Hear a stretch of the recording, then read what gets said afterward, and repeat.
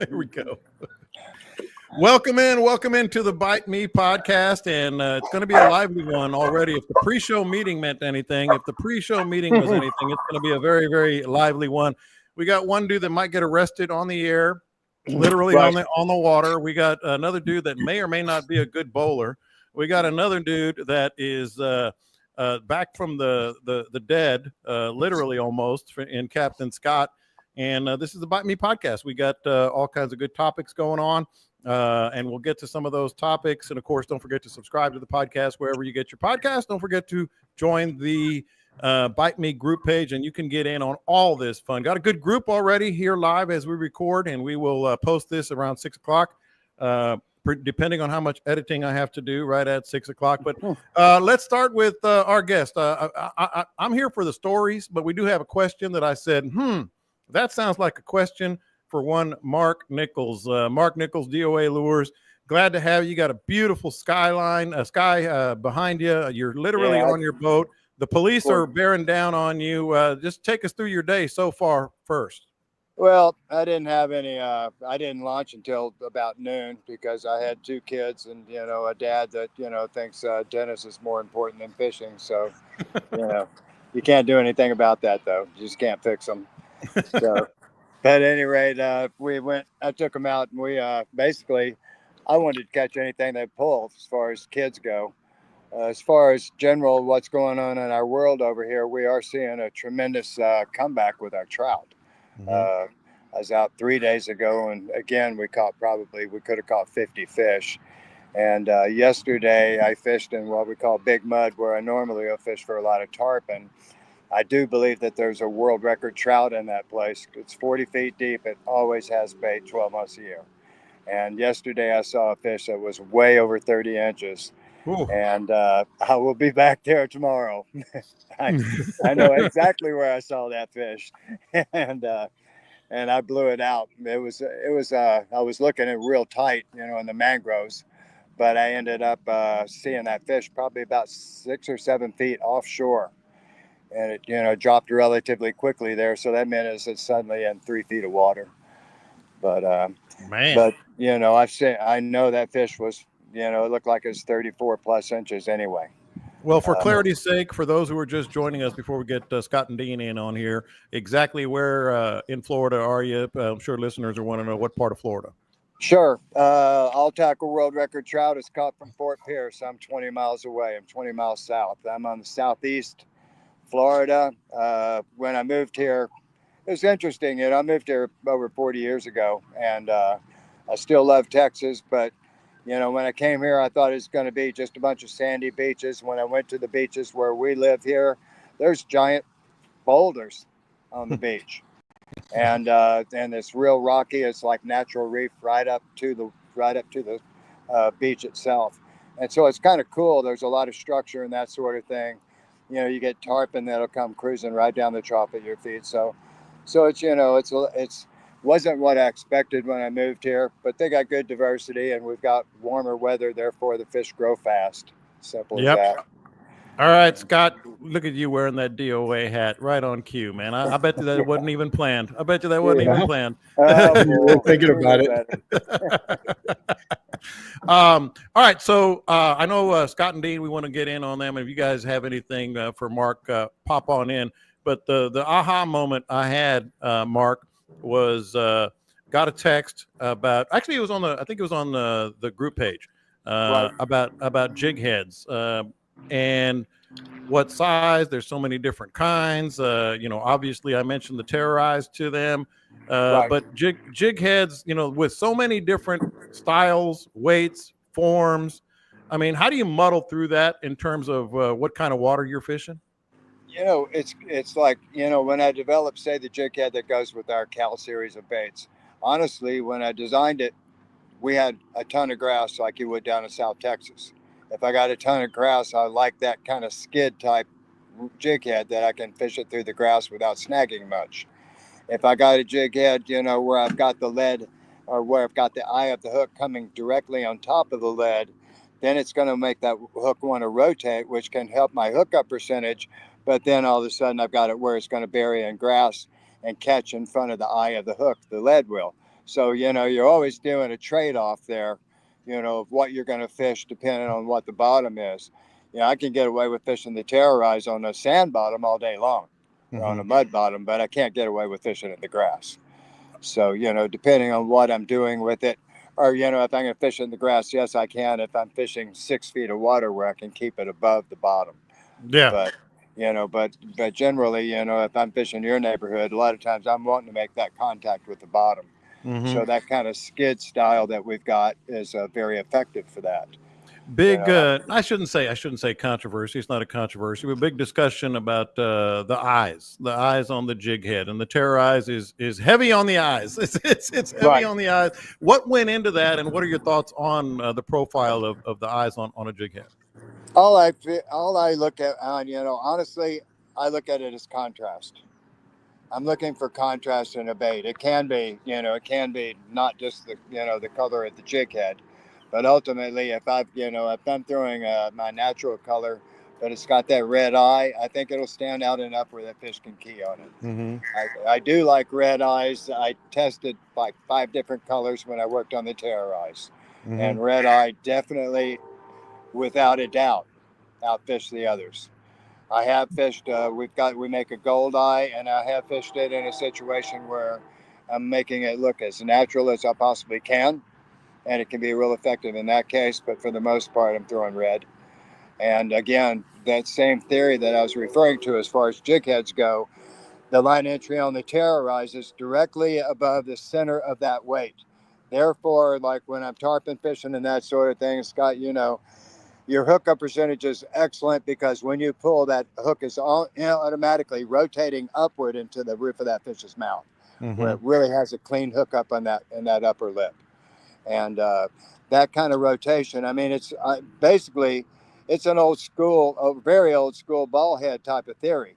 That's a very good hookup percentage if you can get away with fishing it, not snagging grass and all that good stuff. Because it's hookup percentage, the way it rotates that hook upward gives you a really good hookup percentage. And so it's all a kind of a trade-off deal that you're dealing with there as far as fishing thick grass and that sort of thing. I like it because I can bounce it on the rocks and not really hang it up too much. Yeah, well, that's, that was my theory. I wanted to be able to fish it through structure and through grass and not be snagging all the time. So red eyes. I don't even know if I have a red eye terrorize on my boat. So that's on the list. That'll be going to Fishing Tackle Unlimited. That's for darn sure. Yeah, yell at them. Yeah, yell at them. Well, if the boys don't have anything for you, I don't want to keep you. I know the county patrol is hovering nearby, and I don't want to get you in trouble. Make sure you got all your life jackets and everything, man. Actually, you got a young man that's started a YouTube channel, and I came back the other day to the boat ramp with him. He knew every cop there, so I figured, well, they didn't arrest me, so I'm pretty good. Now I can say, I know that Chris cop over there. He's a pretty good guy. That might get me out of jail or something. Right now, they just looked at me funny. Right now, the guys over there with the fancy with the fancy jet skis, they're just like, why is that guy talking on the phone? How's your grass doing, Mark? My grass? Is it starting to come back at all? Oh, you're talking about that kind of grass. Yeah, I'm not talking about your lawn. Like, what? That or something else Or the in other. Colorado, one of the two. But actually, it's doing better. I've got a friend of mine, Brett Fitzgerald is his name, and he's doing a lot of seagrass planting here. And by far their best success has been when they're planting in the spring. He said they've tried planting some in the wintertime, and it doesn't really grow that fast anyway. So they've had much better success when they're sticking it there in the spring. They've got a group that they have to work with because since we have manatees, you plant grass, manatees will go eat it. So then they planted grass and they put screen around it, and the manatees push the screen out of the way. Then they welded it and made a rebar welded screen, heavy screen, and that worked. But then the pinfish swam through the screen and ate the roots. And so then they had to put a finer mesh in it to keep the pinfish from eating it. And then that means that they've got to clean it often because it grows stuff on the thing. But they are having very good success. Having said that, they're having some good success. They put oysters or they put clams around the perimeter, and I guess the clam poop stimulates the nutrients and makes them grow better. But they're having some pretty good success just north of us, and they're seeing some come back. And we have actually, it's been dry enough where our regular grass has started to come back pretty well. And I wouldn't be catching those trout if there wasn't any grass. Well, That's what last got thing. me Go ahead. thinking about it. That's why I started thinking about it when you said the trout were coming back. I figured it was grass related. Last thing, if you have hang on 1 second. Thanks we for got the the offer. I'm on a podcast. I got right in between. Last thing, and we'll let you go because this came in as a question on the live YouTube stream. How do you plan to catch that big trout? Basically, I'm going to use our bait, our swim bait, formerly known as airhead, with that big paddle tail on it. I've caught some really big reds and some really big trout fairly recently with it. I really like the profile. It's a little deeper body profile. One of my buddies is fishing it where he's cutting the tail and fishing it like a buzz tail, but I'm fishing it where the tail stays solid. If I give it a hard rip, it's got an incredible hard flutter to it, and I like its profile. And right. I'll be fishing where I saw those fish. I'm going to be fishing. They were in the sticks, so I'll be fishing it with a screw lock hook. All righty. Appreciate your time, man. How about that? We have questions. I'll go straight to the source right there. Appreciate it. Go catch them up, my man. Good seeing you guys. All righty. Good, Mark. Take it easy. How about that? He's literally got his winch going on the ramp. But it sounded like he was blocking up the ramp, like somebody was. That's I was like, okay, we'll let you go. We'll let you go. Like, hang on. Go. Yeah, give me a minute. Hey, I didn't even mention to everybody, happy Thanksgiving, man. That's coming up. I'm gonna take my turkey out after the podcast to brine it and then let it dry and smoke one and fry one, and hope everybody has a good Thanksgiving as well. So Dean, little birdie told me to ask you about your bowling prowess or lack thereof before we get into this stuff. My arm still hurts. Man, it was badass. So we have the bowling tournament for the Rotary Club, and we do it once a year. We actually missed last year, so I hadn't bowled in 2 years. Man, my first game, I come out of the gate. Best game I ever bowled in my life, man. I hit like 230. Could not believe it. And one straight, I threw 4 strikes in a row. Craziest accident you've ever seen happen in your life. And then I went to like 150, and then on my last game, it was so embarrassing I didn't even look at what the number was. But I'm not a bowler. I do not pretend to be. I play along just for the fun. Bowling is the most frustrating sport. I find it to be very similar to golf. When you bowl, I've golfed like once in the last 10 years, once in the period. But you go out there and you do it once, and it's like, man, this is intriguing. I must do this again. And then I never try again. I go bowling, and it's like, man, how do I not come back to this place more often? It's like they got the beer, they got the pizza, they got the burgers. And it was 230. Yeah. That's incredible. Franklin wants to know that after your big swelling episode, how did you learn to think like the ball? Which was bigger, by the way, the bowling ball? It was very similar. We would have to put the tape measure on it to see. But and then I was cautious too, man. I was curious. I mean, I really have been careful with everything I've done, and went out there, threw some bowling balls, man. It was fun. But so Scott, it's crazy. So in this tournament, we have complete rank amateurs like myself. Other people from the club, they put their teams together and they come out and bowl for fun. There's a really good prize pot for this thing. And it's alongside some league bowlers. These dudes are badass, man. but they do the handicap thing. So the amateurs, we get like plus 60 handicap. They have like a minus 40 or 80 or some shit like that. So if somebody like myself comes out and has an absolutely amazing day and those dudes have a bad day, it kind of levels the playing field. Yeah. And it was all for charity. 100%. So the Rotary Club in Aransas Pass, we do bicycles for the kids at the elementary school. All of our fundraisers throughout the year are focused on the youth of Aransas Pass. We do high school scholarships. We do a lot of events for the kids. The bowling tournament benefited. So all the kids that get perfect attendance for the semester, their name goes into the bucket. They pick a winner. One kid for each grade from pre-K through 6th grade wins a bicycle. So every semester we go and buy bicycles. We take them up there. They line the halls of the school. So when the kids are walking past them, they're inspired to get perfect attendance, to being the drawing. And that's what all that money goes to. That's so cool. And Scott, you look 100% healthy, but based on our text thread, you were not 100% healthy last week. No, I was a long Where'd way. Where'd this come from? I don't know. I don't know if it was a food poisoning. What's that? Salmonella. You got one of those bad carrots. That's right. That's what they're saying. I was down in Catula area, and they saying that there was some bad carrots or something down that way. Anyway. Well, there was carrots and burgers in the news this week that were putting people in the hospital. I bet it was then. Or it could have been one of them Crispitos that was up there on the rack at the Speedy Stop since like Wednesday, and you were shopping on Saturday. I wasn't pushing it. I mean, I wasn't like eating out of the, Yeah.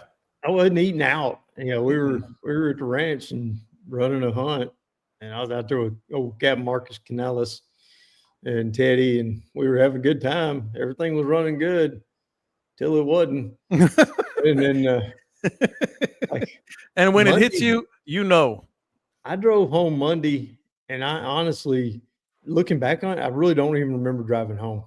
Damn. And then I went to bed, and I got up Thursday. Jeez. Damn. You probably need some hydration. Yeah. I texted you on Tuesday, and I don't think I got a reply till Friday. That's about right. I was pretty much like unconscious for Tuesday, Wednesday, and early Thursday, and then that's the thing. Kind of came around. But then I had a hunt again on Friday. I had hunters coming in, so I had to rally up. And sitting in a deer stand after that, it's a little iffy. Yeah, you don't know where to go. Literally. Did you bring your wet wipes with you? Yes, I did. Absolutely. Damn straight he did. All right, let's get into some of these topics. We had a bunch of them today, and everything. I sensed the theme today yesterday when I was putting the rundown together. A lot of questions, a lot of topics, a lot of posts on the group page about all the changing conditions here, man. Whether it's, and we'll get to them all, tide, water temps, etc. But I kind of wanted to start with the front that I swear you guys were like, yeah, man, it was blowing. Dean, I was in Houston during the front. We hardly got anything. What happened? Let's start with that changing condition, what the front did and what it's doing, because it actually, another one coming through as we speak, it seems like. Well, it didn't change until today. That other thing was very much a non-event. And so, fished yesterday, and we were sitting there, commenting on how hot it was. Water temperature, still 74 degrees. So certainly didn't do enough to affect what was going on under the water. However, this morning, really brisk north wind, much cooler. Gonna stay cooler for a couple days. I got another front to back it up. The tides that have been crazy high since the first tropical storm of this summer are gone. Reefs poking out, sandbars. Yeah, finally a noticeable change in the conditions out there. But you know, it's not going to be dramatic. It's not going to be today. It's not going to be tomorrow. We're looking at 4 or 5 days behind all of this, which is absolutely perfect timing for me because I'm off for the Thanksgiving holidays. I'm back to fishing on Saturday. So couldn't have happened at a better time for my personal needs, of course. Yeah. But yeah, what changes for you? Well, instead of drifting those shallow flats and, you know, up against the shorelines and the back lakes that I was creeping into, we're going to be back on the deeper flats. We're going to be near the intercoastal. We're going to be near the channels. We can start focusing on the drop-offs outside the flats and expect fish to be there. I mean, it's going to be, you know, you go there with high hopes and anticipation instead of going there as an experiment, you know, instead of going, hey, let's go see maybe what's hanging out along the edges of the flats. I mean, it is time for those fish to be stacked up on those drop-offs where, you go there with a higher level of anticipation than just exploratory type of missions. Yeah, well, you will see me. I'm bugging out Friday for sure. But Scott, a little up north, a little further north, where you are, changing conditions, tide, and what's happened with this front? It knocked the tide out tremendously overnight. It was, and the water temperature dropped. I was just glancing at it here. It was almost 74 degrees at 10 o'clock last night, and it was 62.3 at 9 o'clock this morning. So it dropped a whole lot. The winds have died to nothing pretty much out there right now. It was blowing pretty good this morning, but we had that northwest, and the northwest just knocked the water out. We went from a foot above zero to a negative 25, negative 0.25. So that finally got all that damn water out of the trees. Yeah. And that last front did some of that. And on my deathbed, I was occasionally looking, in my moments of consciousness, I was looking through there, and then I talked to a bunch of different buddies of mine about it, and everybody got into the reds, and the reds came out of the trees, the bait came out, everything was going on. And of course I'm laid up and couldn't participate. But this ought to be the kickoff finally, where we finally couldn't you just see Scott up at the pearly gates talking to St. Peter, and he says, how have you been, son? He's like, man, you took me right as the tide was dropping. Why now? Why now? Why me? Why me, Lord? I've been waiting for 3 months. but from a polling perspective, Dean was giving us what to do, how he would do things, and we're going to get to what Scott and Dean do here at the end of the show. But from a polling perspective, pretty much the same thing, but you're just polling in different areas, correct? I would probably be polling kind of the same areas, but now I would have 2 feet, 3 feet less of water, and I'd actually have a you shot can at see a fish. Yeah, you can see them. Instead of what we've been doing, I mean, we're stuck. I mean, we can't really go back in those trees, where the fish have been. So I've been working the edges of it and trying to find a fish or two, just cruising along there, going from one area to another. They get close enough to the edge where we maybe get a shot at them. And then can you be able to see those tails? Yeah, and now, you can actually get to the fish. They can't get away. They can't disappear.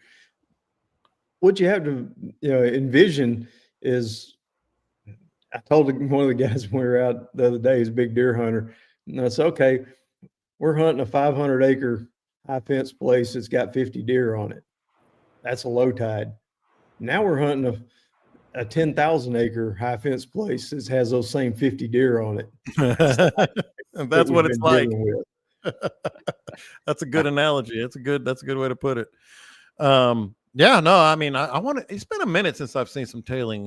It's been a while since I've seen some tailing redfish. I need to get on some of those. That's a blast, man. My last time was this weekend a is your month chance. and a half ago. There was a little period where we had like 2 days where the water dropped out and the schools went off, and it was awesome.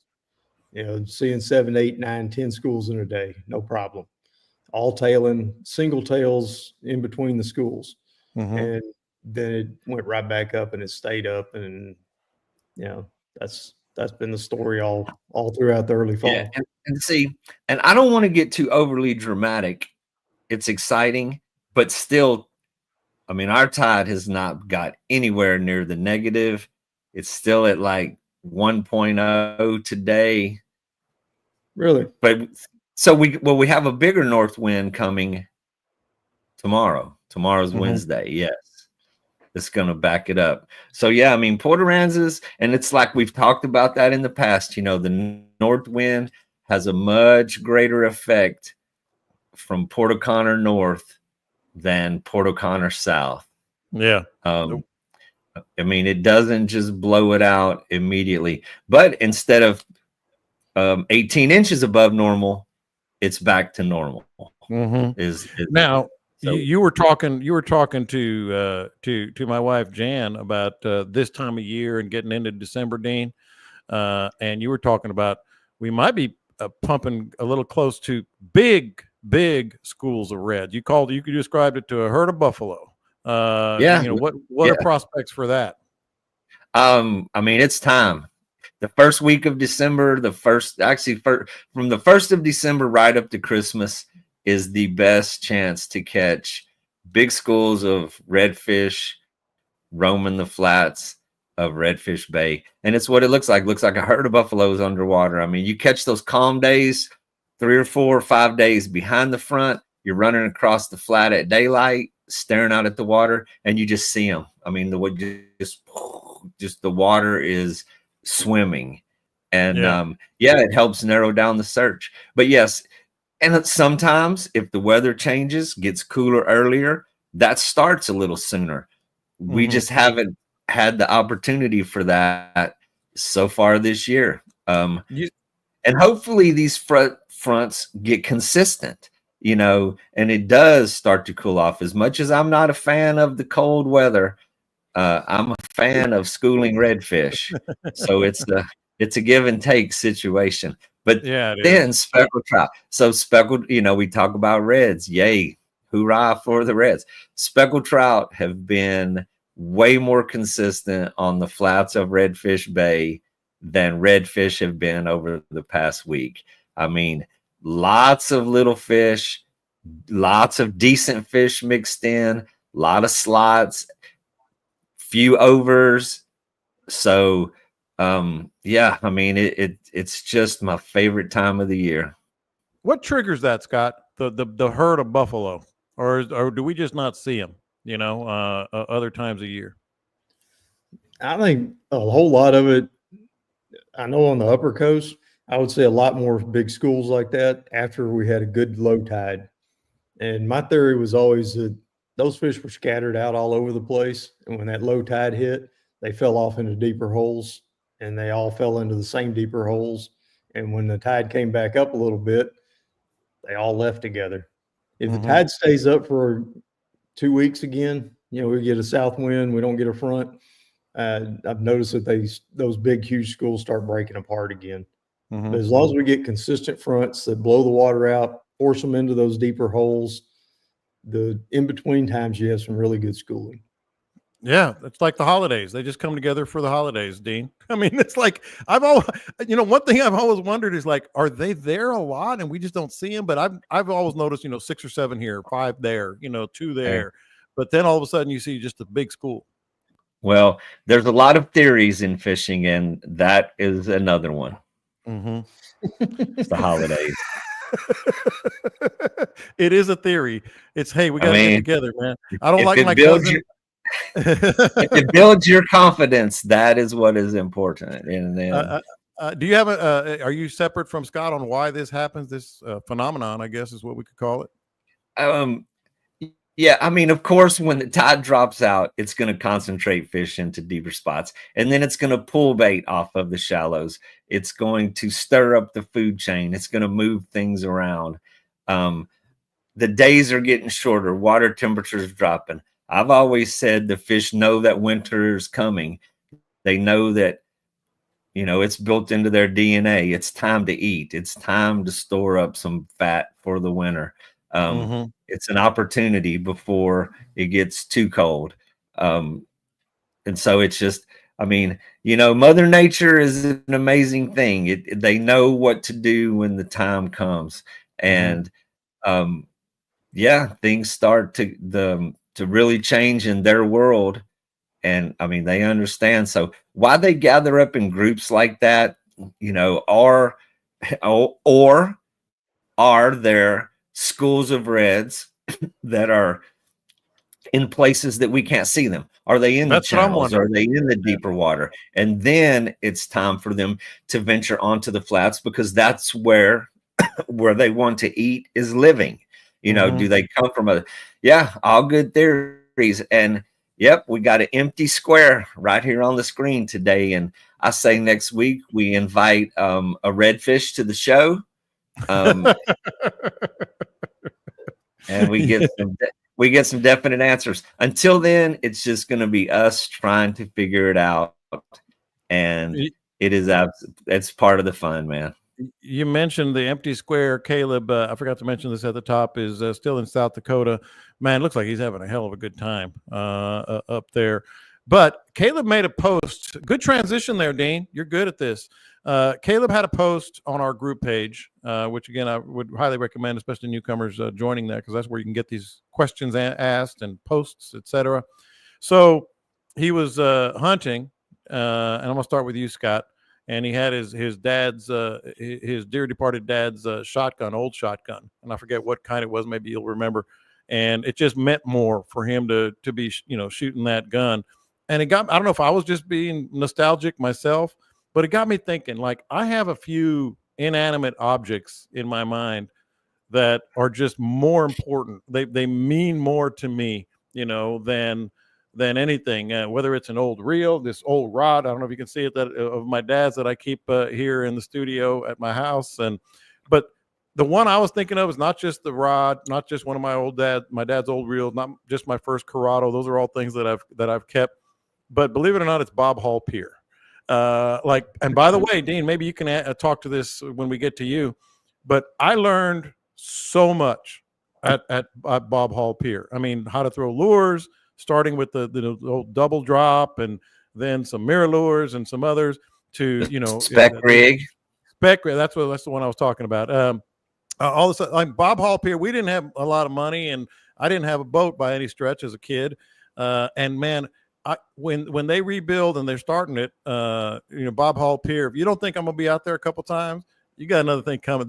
Like Bob Hall Pier to me was like what fishing was about. So Scott, I'm gonna start with you. Inanimate objects that are just so meaningful to you. And I don't have a whole lot of things that I've kept, over the years like that, that really did a big deal, except for one reel that I caught my biggest trout on. It won't hardly crank anymore. It's not in great shape. It's old Abu Garcia, left-handed Abu 5000. 5001. I've got it sitting out there, and I've got an old fiberglass rod, my first real popping rod. This old Fenwick 8-foot 3-inch, and I keep saying I'm gonna clean up both of them, and that's gonna hang in this new house somewhere. But probably one of the biggest ones, and I didn't even realize it never hit me too much until I went back here a couple of years ago. I went down Port Mansfield, rolling into Port Mansfield and seeing the water tower. It brought back so damn many memories of some cool fishing trips down there at Port Mansfield with a bunch of friends of mine that, a couple of them not a lot around anymore. And it was, didn't even think about it rolling into Port Mansfield. And, it was just going to Port Mansfield. And I looked up, and just seeing that Port Mansfield water tower was kind of cool. These things matter, man. And Dean, an inanimate object, just something that's sitting out there. Man, I must just be the most sentimental one in the group, because I have boxes of stuff that I've saved over the years. I have a Daiwa Procaster reel that when I was 16 years old, I saved up every penny I had, and I bought it at Oshman's at Greens Point Mall way back in the day. And and of course they were still made out of metal then. I mean, it's a metal reel. And yeah, like one of my first bait casters, I had that. But and a Fenwick rod from my dad that he had custom made that's still hanging up. That was his. That was probably built for him in the 70s. But the one that I actually used this past weekend, it's a buck knife, a deer skinning knife that was my dad's, and he gave it to me. And we were actually talking about it just the other day about how old this knife really was. And he was trying to remember that he probably had it for 40 years. And I skinned a deer with it just this past weekend. And yeah. So I hold on to a lot of things like that. See that little knife I'm showing right now? Yeah, that's a little small knife that my dad just kept in his pocket forever. Yeah, like forever. So I keep it here on my desk just to open letters and boxes and stuff like that. And Scott Redding reminded me of this. I know you guys remember those old chrome metal tackle boxes. He'd put the lures in there, clink, clink, clink, clink. I got one of those from my dad. And so Scott was talking about that. Some of my stuff is in the attic. I probably have more than I have let on here, but I wish I had that Ambassador 5000. That's what you're talking about, right, Scott? That old red reel had all the you could see all the scrapes on the end of it from when you're dropping it and setting it down and all that stuff. And by the way, thank you to Scott. I just got an email confirmation that he bought a 4-pack of OG sauce, so that should be on its way here tomorrow to Scott Redding if it's the same one. That OG sauce the OG never sits around long enough to become nostalgic. That's never sleeps. Anything else? We're getting a lot of stuff here. All-star rods. Boy, I had more than my share of that. But you know, and a lot of the you know, your heritage, your fishing heritage, so many stories of dad and grandpa.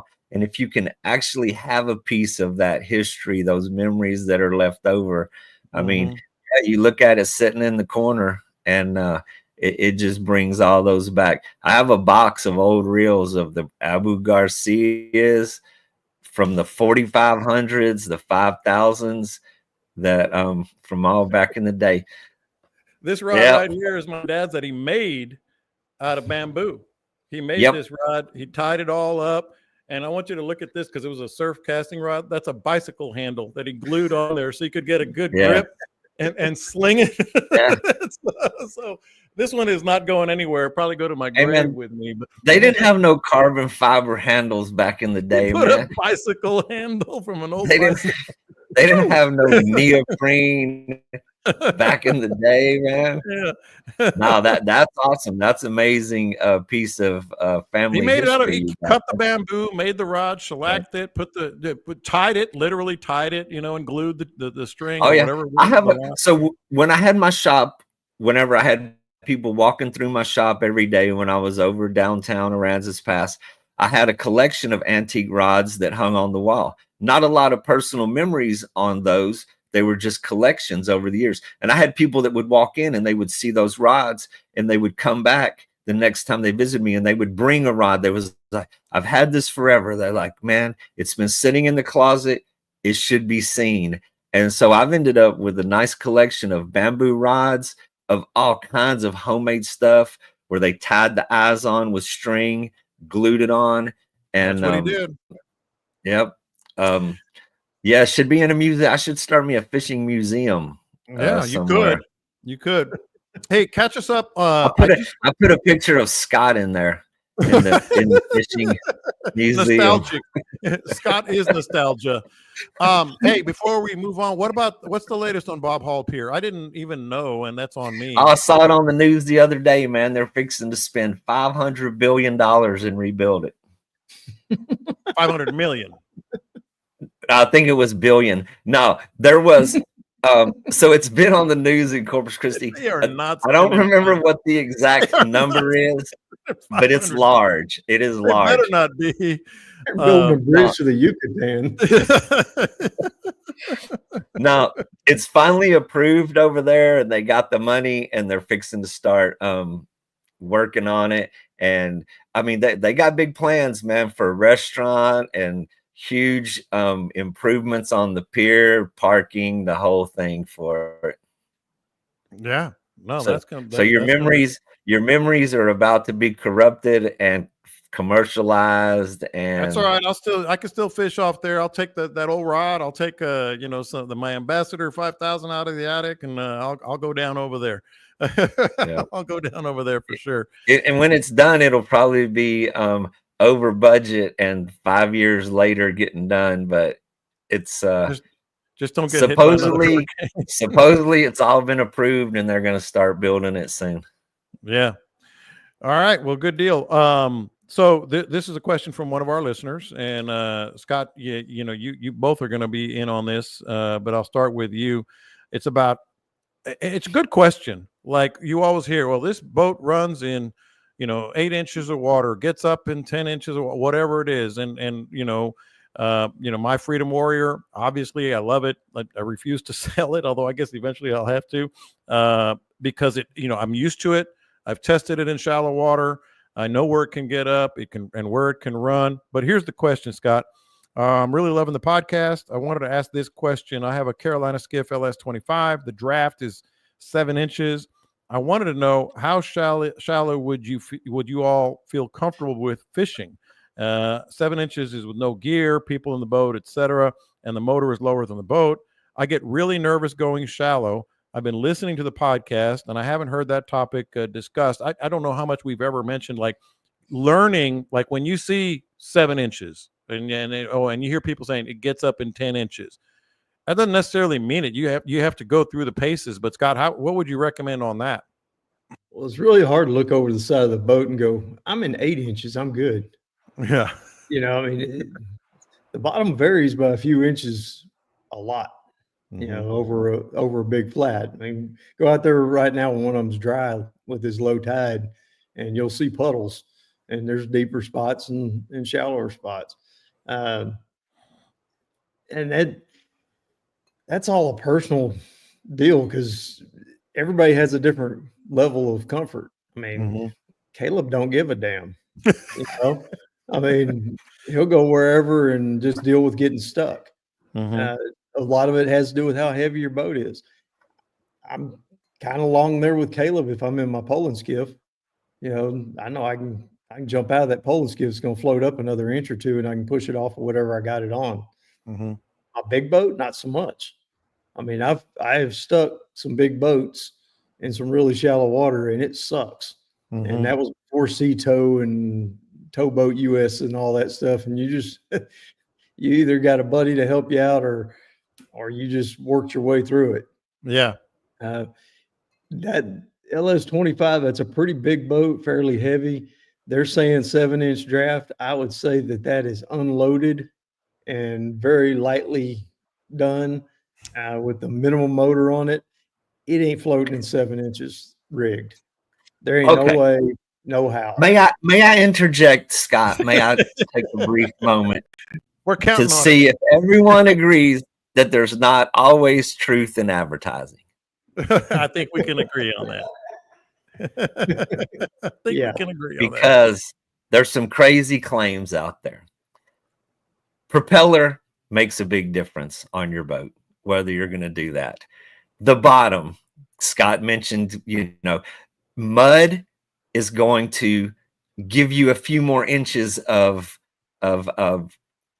depth opposed to hard sand. Over hard sand, you're not going to do that. Mud, you're going to get away with a lot more. But the Carolina skiff that he was speaking of earlier, that is a flat boat. It is not a tunnel hull. So the prop is still below the bottom of the boat. A tunnel hull boat, a flat tunnel, is going to get up dramatically shallower than a Carolina skiff. As flat as it is, it's not going to do what a tunnel hull will do. There's a lot of variables in that equation. And of course, like Scott said, you put a quarter tank of gas, you take all your coolers out, you empty everything, you get down to your underwear, and you take every ounce of weight out of that boat. And then, it's going to do amazing things. but you put 2 people in there, 3 people with you, coolers, ice, drinks, fuel, gear, then it's going to take off much differently. So how do you gain that confidence? Because to me, Practice. there's 2 trains of thought here, Scott. A lot of people, and you mentioned Caleb, will just gun it and see what it can run through. A lot of people will putter. That's an expensive. That can be an expensive test. Yes, it can. But Scott, I'm a big putter guy. I always try to be, err to the side of safety, caution, whatever you want to call it. But you do eventually learn, you know what? I can get up, I can get in there, and I can get out of there, and I can, even if the tide drops a little bit, I know I'm good. Or what's the trial and error for a lot of our listeners that don't necessarily, boat a lot? When you get your boat, any new boat that I get, start taking a look at it, load it up, load it the way it's going to be for fishing, put a couple people on it, however many you normally fish with, and then start looking over the side. He's back there by the motor, and take a look and mark it if you have to, mentally mark it if you can, if there's something there, a sticker or whatever along the backside of the boat, and then do a true measurement when you put it on the trailer. Take an actual measurement of how deep that thing is. The best way to find out on floating wise and what you're comfortable with is calm days, kind of a known area that gradually gets shallower, and just float your way up into that shallower water. Just kind of drift up in there. And when you start feeling it hit the bottom, have your motor set down a little bit lower than what you were normally. And when you feel that motor start dragging, now you're pushing it, and you can turn it around and get back out. There's a million different ways to go about it, I guess, but it's just it's a common sense kind of thing. You gotta learn your boat, because every one of them's different. I've had boats that were built very similar, look similar, should have been the same. Poland skiffs, one of them floated way shallower than the other. Also weight distribution. You start putting too much weight in the back end, it's going to sit way down. Put more. And I was going to say that. So you can move people to the front of the boat. Yeah. You can I call it human ballast. Yeah. And then of course, when I tell people on the boat, I'm like, would y'all mind sitting up front? And everybody's like, oh yeah, put the big guy up in the front. What are you calling me fat? You calling me fat? Yes, I am. If you must know, I am. You look about 240 to me. Well, today that beer belly is coming in handy for once. That's right. What about you, Dean? I used to bring Charlie out with me all the time, Poland, on my days off. And she was 75, 80 pounds, and she'd be sitting up there at the front watching for fish. She loved to, sit there and look for redfish, but then she'd get hot and she won't come back there and sit in the shade of the Poland platform, and we'd get stuck. Just her 80 pounds moving from the front to the back would make enough of a difference on that little Poland skiff to start sticking the rear end. Yeah. Dean, you're all king of the flats, man. I mean, I know you've been doing this forever. But that Dargle, like mine, has a good, legitimately shallow running. But what about, tips from your perspective? Well, a flat bottom tunnel hull is the shallowest. I mean, it's not going to slice waves. It's going to run rough in the open water. It's designed to perform in shallow water. It is what it is. I take a lot of guys fishing, and we lay tracks on their boats, and, they want to learn how to get around, and I'm constantly explaining, well, just because we did this today doesn't mean you're going to do it next week, and you have to know that. On the GPS, on your depth finder, you can make a mental note, and those things are very accurate at 1 foot. It'll say 1.3, 1.2, 1.1. It'll tell you how much water is below the bottom of the boat, and your transducer is not how deep the water is. The transducer is from the bottom of your boat to the bottom. So whenever it says 1.6, you're looking at a little over 2 feet of water if your boat, depending on how low the back of it is setting. But, I know where that number is on my boat. Yeah. I mean, when mine says 1.1, 1.2, I mean, I know I'm good to go at that point. I can take off with confidence. If it gets below it's 0.9, 1.0, I'm going to have to get aggressive with it. I'm going to have to move people around. I'm going to have to spin in a tight circle and get really aggressive with launching it in water that shallow. But so when I take people out, I tell them all the time, and it kind of goes back to the beginning of this question. Don't go charging into those areas to find out what's going to happen. If you're learning, if you're trying to figure out what this thing is going to do, go slow. Mm-hmm. It's way better than getting stuck. Like I said, it's expensive if you're out there breaking stuff, and you just can't go charging into those flats and hope for the best. Yeah. So I go slow, learn a flat, stay specific to one area. That's another thing that I tell people. It's like, okay, we come down and we're going to hit, ransom flats, dagger flats. We're going to go to Estes. We're going to go here. We're going to go there. It's too much to absorb in a short time. You have to take baby steps with this kind of a program. You go to a flat, you learn what your boat does today. You look at the tide chart. You look at the NOAA website where you're looking at the live tide, where you know what that number is. Mm-hmm. Then you look at what the number is on your depth finder. It's okay. This number is this. This number's that. I'm good to go today. The next time you venture to that area, you have some data to compare that to. Then you compare that data. Once you're comfortable, you got confidence in this area, then you can branch out and start being a little more exploratory. But it's just practice, man. It takes time, and it's not something that comes quick and easy. Scott, and we talk about this a lot. And first, to Dean's point, one thing I do when I'm marking, if there's let's say there's a flat that you really can't go into all the time, which there's a lot of them down south. I will actually mark on the entrance, 1.2 instead of the numbers that pop up. I put a waypoint down and I just put 1.2, and that tells me if I happen to forget, it's got to be 1.2 or above for me to get back there. And I'm serious. I've got like 4 or 5 of those on my GPS right now. 1.2, I got a 1.2, I got a 1.5, I got a 1.1. And that way I feel safe and I can go ahead and run through there. The other thing, and this is what I was going to ask you about, Scott, we always talk about, okay, well, if the fish aren't biting, go do some exploring and go do some, reconnaissance, if you will. I'm also looking at depths, like, okay, the tide is this. Let me see if I can get back there. Let's see what that looks like. I haven't been back there in a long time. And the tide, I haven't been back there at this tide. You know what I mean? So there's all kinds of ways to learn these things. Yeah, I start my day right there at the dock looking at. That's why I like launching at the same place every day.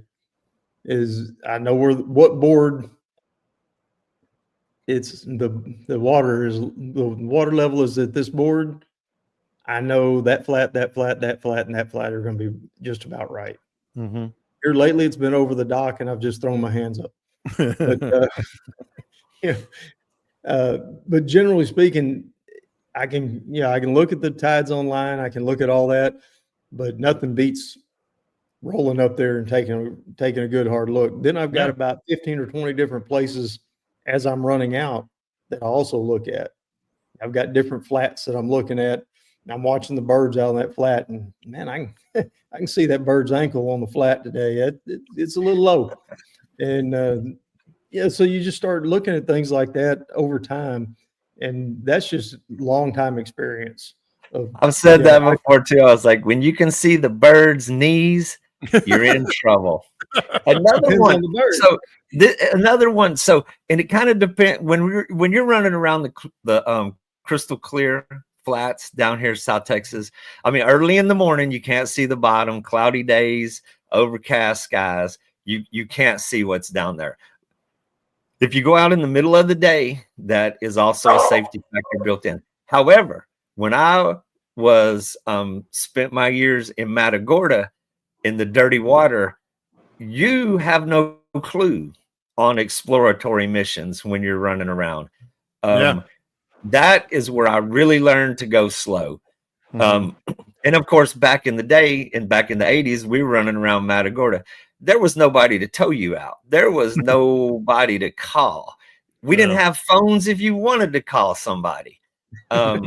So those things were way more critical to not getting stuck. Hell, you carried an extra propeller, you carried tools, you carried those things with you because you had to be self-sufficient. But the dirty water is even harder. It was harder for me to figure it out because that was the only, and of course there was not the resources that we have now. There was no live NOAA app on the phone to tell you what the number was on the tide that day. We have resources now that really make it too easy, in my opinion. It's just too easy to not go out there and get, if you get stuck, you probably made a few mistakes that you didn't do your research. Oh, I have. Oh, yes, I have. Like those years that I went over to Louisiana all the time and I was guiding over there, it was a rule of mine. I didn't run an area. I didn't run a cut. I didn't run through between those two islands until I poled it. Yeah. And once I'd pole through areas. I had some good running areas. I knew, were plenty deep and probably way overly deep. And then I would start polling more and more areas. Then knew I could run them. Back in the day, it was wade fishing. I grew up wading, and we all had deeper running boats. So when we started getting these shallower boats, pretty much everywhere I was running, I had spent a lot of time wading. Mm-hmm. So I knew the depths. I knew where the oyster reefs were. I knew where the cuts were. You only have to step off of a drop off one time to know that that's deep over there. I'm telling you, man, I'm thinking of two in particular. One at Trinity Bay. God almighty, back in it must have been 80s, early 90s. I must have spent 4 hours trying to get out of that. I just cut it too short, went into a flat, done. And that's back when I was in my scout. I mean, done. And I was, of course, I was fishing by myself on that day, and just rocking the boat and pushing the boat and waiting for the tide and back and forth. It creates a vacuum underneath the boat. It is worse than just sitting there. It is sucked to the bottom. So once you've been there, but that's how you learn. The worst one was in Sabine, where I said, "Oh, that looks good over there," and I hit or landed right on an oyster reef. And I couldn't. Every time I tried to rock the boat, you could just hear it scratching the bottom. I was like, "Oh, how am I going to get out of this?" And fortunately, I just those sat scratches on the aren't boat, that bad. pulled it from the front of the boat, lifted the motor. I mean, you get stuck, you remember it. Those two in particular were my worst. And the cool thing about that is once you scar the bottom of the boat all up, You're then good. The next time, the next time it doesn't bother you that much. And Franklin mentions using crab traps, and it works, to an extent. I know if the crab traps are covered, I can run, on the pole and skiff. I got no problem until you can't. Because every now and then in these muddy ass bottoms, those crab traps have been sitting there a little while and they get buried up. I got stuck big time in my pole and skiff in Galveston, running into a new marsh over in East Bay that I hadn't been in a long time. Not new, but I hadn't been in there years. And the crab traps were, the tops of them were just starting to show. I'm good. Yeah. And then I ran to an area where this one was completely down, so I didn't even jack my motor up. Yeah, there was no reason. And I got stuck like Chuck within about maybe 10, 15 feet of this crab trap. As I got out to push, I looked over at that crab trap and it was buried. Yeah. I mean, absolutely buried. There was only like 2 or 3 inches of it sticking above the bottom of the top of the mud. So yeah, you can count on crab traps to a certain extent, but they ain't all perfect. No, they're not. We might go a little long here because I do want to get to the water temps, because I talked about the changing conditions, and y'all mentioned the water temps. Let's get through this real quick, and then we'll get to what would Scott do, what would Dean do, because this is a question how changing water temps affect fish movement. Dean, I'm gonna start with you on this one. So I'm looking at water temps that were talked about on Tuesday, which is what we did. 73-ish was a temp at the beginning of the week. I'm looking at AWR, and it's 65.8. Sea drift is 69.4. Rockport is 72.5. And he says either direction is 40 plus miles. As you go either direction, the water warms up.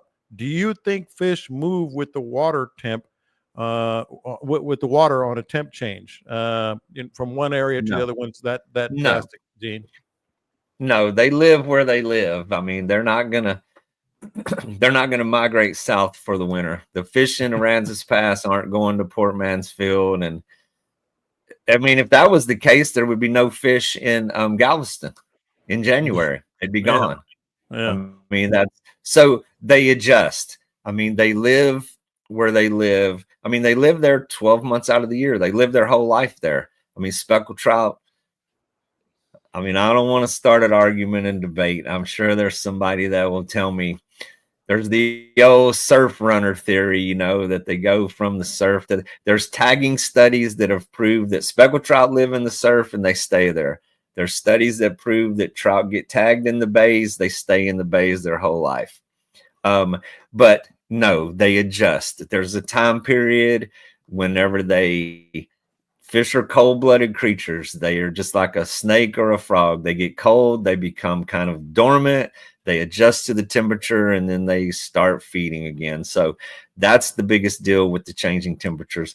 And then I have a correction on my forecast. The next north wind is on Thursday, on Thanksgiving Day. I thought it was Wednesday, but it's actually in Port Aransas, it's going to be Thursday when it drops. And I mean, we're looking at a 30-mile-an-hour north wind with the high temperature, or the low on Friday morning is 54 degrees. Not a baby. With a 20-mile-an-hour north wind. So the north wind, when it drops that low, it churns the water. It gets colder faster whenever it is stirring up the cold water. It's not just cold on the surface. It's going to have a huge influence on the water temperature. And then it stays north wind. Man, you're going to have a tough weekend, John. I mean, it's not as strong though, is it? Unless I haven't caught no, up with it. Well, I mean, if you like 15 to 20, you're going to love it. That's doable. It's going to be cold. Bundle up. Bundle up. 15 to 20 with the high in the low 60s. And low tides. So, well, we got what we wanted. We wanted the temperature that herd to of change. buffalo, baby. I'm gonna take pictures of that herd of buffalo. Dean, before we get to what would Scott do here, before we get to what would Scott do here, my thing with the water temps is the only thing it affects is behavior, right? It's not necessarily they're moving. Yeah, and they will move on extremes. You know, that extreme super hot water that we had this year, it'll move them off the flats. They're not going to wholesale move to another bay because it's not really any different over there. They're going to go deeper where it's a little more comfortable to them. Same with a super cold, you know, these big freezes in the winter. Yeah, they drop off into some more comfortable water. But as far as wholesale up and going to move, change locations, change zip codes, ain't happening. Yeah, like Tyler said, what if I catch a fish in Baffin and release it in Aransas? Does it swim home? Dean said it's not a pigeon. It's not a pigeon. It's not a pigeon. You can't tie a note to its gill and get it back home. Oh man! All right, let's get to what Scott do and what are y'all guys doing for Thanksgiving? You going hunting, Dean?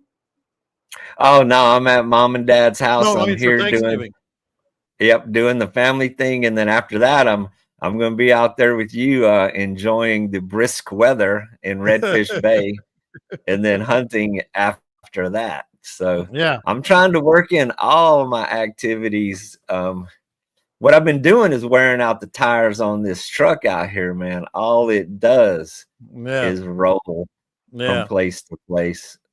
Scott, but you know the forecast, you know the winds. We're gonna get it's a good weekend for people to get out. Got a 3-day weekend, sometimes 4 or 5 day weekend.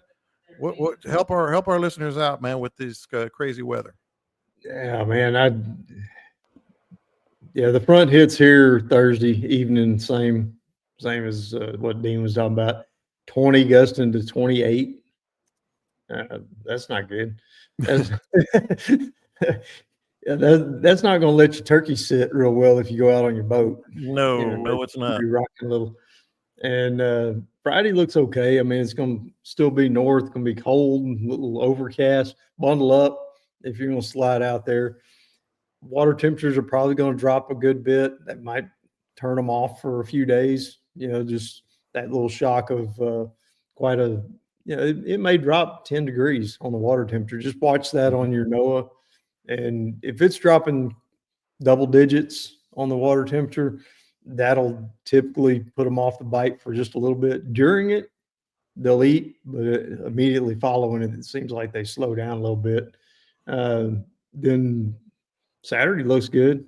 You know, a little light northeast, overcast. I'd say go wade some flats and throw some corkies. Mm-hmm. Dean, we're going to be in the deeper cuts, aren't we?